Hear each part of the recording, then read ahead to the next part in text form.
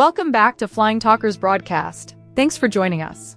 Today's program is brought to you by Pay Cargo. Let's set the scene. Orlando, Florida. A place most people connect with theme parks and family vacations, but this week it's something else entirely. It's the kind of Orlando where the suits and safety shoes outnumber the flip-flops, and where "how's the market" is the question you hear before "how was your flight?" Air Cargo Conference 2026 is opening its doors, and the halls are filling up fast. You can feel it in the way people move through the venue, part reunion, part negotiation, part future planning session. Brandon Freed and the Air Forwarders Association team are in the thick of it.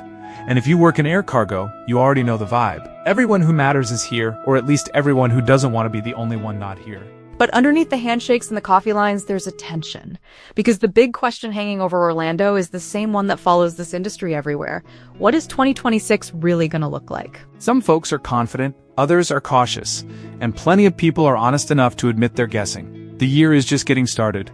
The Lunar New Year comes later than usual, and anyone claiming certainty right now is either very brave or not paying attention. When humans don't know the future, we've always looked for someone or something to tell us. The Romans watched birds. The Greeks went to Delphi, to the Oracle, listening for answers wrapped in riddles.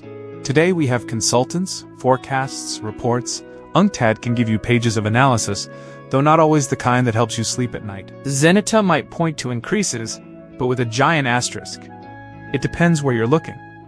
In some lanes, the story could even be the opposite. And that's the tricky part about air cargo. It doesn't always follow the neat storyline of global trade headlines. Sometimes it runs alongside them. Sometimes it cuts across them. Sometimes it ignores them completely, which leaves us with more questions than answers. So what do you do when the future feels foggy? You go to Orlando, you talk to people who are building that future in real time. And one of the most important voices we heard from ahead of this conference is Delta Cargo. They sent us a detailed update on what they're doing, what they're changing, and where they're betting for the year ahead. If you're making decisions in air freight this year, this is the kind of information you want before you place your chips on the table. Delta's message is pretty clear. They're entering 2026 with three major priorities in the foreground. Grow the network, modernize the products, keep operations reliable. The theme isn't just expansion, it's making the business easier to do, from booking all the way to recovery when things don't go perfectly. As Andy Kirshner, Director of Americas Sales at Delta Cargo, put it, the Air Cargo Conference is one of those rare chances to be face-to-face with customers and partners, to keep the conversations going, and to show how Delta is trying to simplify the experience for shippers. And in an industry where complexity can feel like gravity, easier is an ambitious word. Let's start with network growth and capacity, because that's the headline people notice first. Delta is moving on several international routes, adding and resuming service in ways that signal confidence, even in an unpredictable market. There are plans for additional frequency between JFK and Tel Aviv, plus resumed service from Atlanta to Tel Aviv, and also Boston to Tel Aviv. Out on the Pacific side, Delta's going year-round with Los Angeles to Melbourne, and they're also introducing Los Angeles to Hong Kong starting June 2026. And in the Middle East, Atlanta to Riyadh is on the map starting October 2026. Domestically, they're continuing to evaluate where wide bodies make the most sense based on aircraft availability. One example they shared is Atlanta to San Juan operating with a B767 from January through May. At the same time, they're maintaining heavy wide-body strength on JFK to LAX, with 11 wide-body flights a day in each direction. A reminder that some corridors still act like the backbone of the operation. But it's not only about schedules. Long-term, Delta is putting real money behind next-generation wide-body aircraft, and that matters for cargo because belly capacity is strategy, not just an extra benefit. On the Boeing side, Delta has ordered 30 B787-10s, with options for up to 30 more. That's a move aimed at long-haul growth, with better fuel efficiency and stronger cargo capability. On the Airbus side, they've announced a wide-body order totaling 31 aircraft, including A330-900neos and A350-900s. A mix of new planes and exercised options, with more options still available. The bigger picture of their fleet plan is significant. They're working toward 55 A330, 900s and 79 A350s, including a 350-1000 aircraft expected to start arriving later this decade.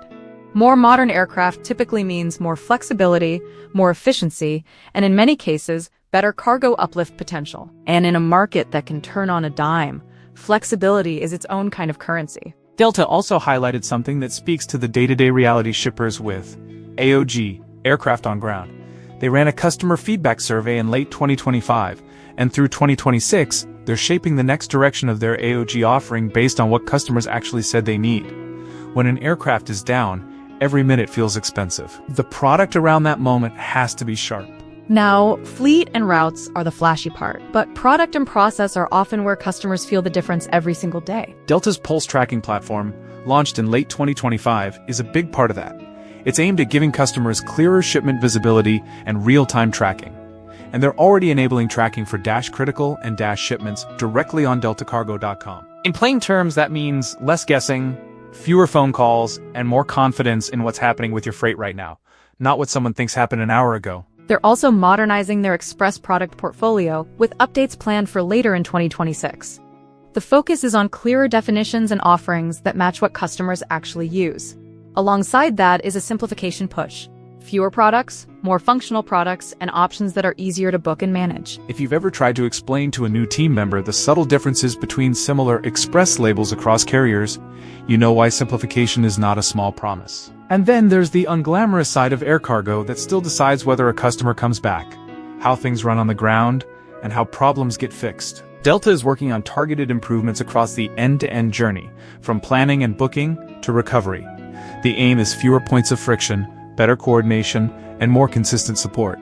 It's not as eye-catching as a new aircraft order, but it's often what separates a carrier you tolerate from a carrier you choose. They're running trials to improve truck flow and dock efficiency in multiple stations, with plans to expand based on the results.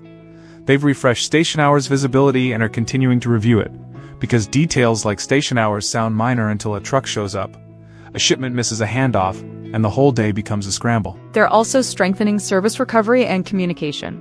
In-station service recovery agents are already in place at Atlanta and JFK, with additional station expansion planned in early 2026. Regional support resources and broader customer support improvements are planned for later in 2026, with the goal of shorter queues and faster, clearer resolution when customers need answers. Billing improvements are also in the works for early 2026, targeting fewer handoffs and clearer accountability. And there are initiatives planned to reduce transfer times for pure pallets and BUPs. It's a full-circle approach: aircraft, product, visibility, stations, recovery, billing. All the places where time can leak out of a shipment are exactly the places they're trying to tighten up. So, back to that original question. What will 2026 look like? The honest answer is still that no one can promise the future. But Delta Cargo's posture suggests they're not leaving it to luck, and they're not relying on whatever happens, happens. They're building a year that looks organized, deliberate, and ready for a market that can shift overnight. And now for the part of the conference that feels, in a way, like our modern-day Oracle moment. Delta Cargo is sponsored and participated in the Women's Leadership Panel at the conference, centered on inclusive, people-first leadership across the air cargo ecosystem.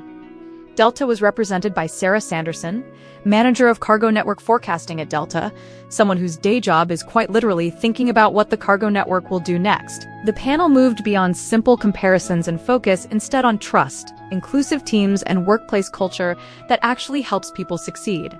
Sarah shared ideas on leading with empathy, applying principles consistently, and building clarity and psychological safety while still keeping accountability real. They talked about developing the next generation of supply chain leaders through connection, mentorship, and inclusive leadership practices. It's a reminder that forecasting isn't only about lanes and lift. It's also about people, decision-making, and whether organizations create the kind of environment where problems are surfaced early and solved well. Maybe that's why the old myths so often pictured the Oracle as a woman. The Pythia at Delphi, the Sibyl, voices people trusted when the road ahead looked uncertain. In 2026, no one is standing over a temple fire delivering riddles, but the need is the same: insight, clarity, and the courage to choose a direction. Orlando, once again, became the gathering place for that search. As the doors opened on February 15th, and for a few days, the industry got to compare notes, challenge assumptions, and decide what to do next. Now here's a note from our sponsor. What is PayCargo? PayCargo is a B2B online payment platform designed for the freight and cargo industries. It automates the payments process, allowing for faster cargo release and significant efficiencies by reducing processing costs and delays. PayCargo facilitates the movement of money and vital remittance information between payers and vendors, making it the leading financial platform in this sector. Go to paycargo.com and find out how easy it is to click and pay the PayCargo way in 2026. Very best way at paycargo. And tell them Flying Talkers podcast sent you. That's our broadcast for today. Thanks to Marco Sorgetti for the report, and thank you for listening. Until next time, good night, Joe, wherever you are.